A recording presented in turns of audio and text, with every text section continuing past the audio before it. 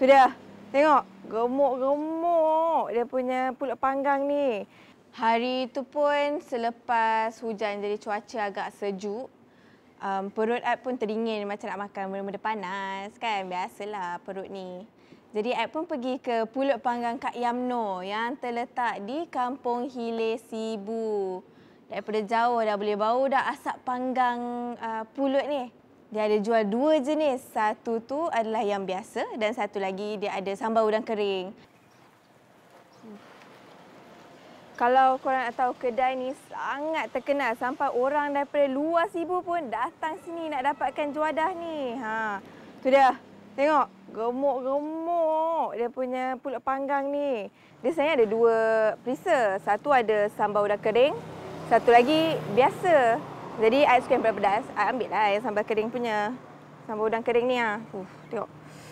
Bismillah. Memang masa I makan panas-panas tu, perut pun dah rasa sedap je dapat makanan panas waktu sejuk kan. Pulut panggang dia ni, pulut dia ni rasa lemak-lemak santan yang dia guna tu. Lepas tu inti dia tu, inti kelapa dia rasa manis-manis campur dengan pedas sambal udang kering tadi. Memang sedap. I suka pedas-pedas ni. Kalau korang nak cuba, korang boleh datang sini. Tapi ingat, dia buka pagi je tau. Kalau datang tengah hari, habis. Malam, apatah lagi. Okay, I nak cuba lagi sekali. Macam mana rasa dia ni? I cuba dulu Seronok sangat dapat makan makanan yang terkenal lah dekat Sibu ni.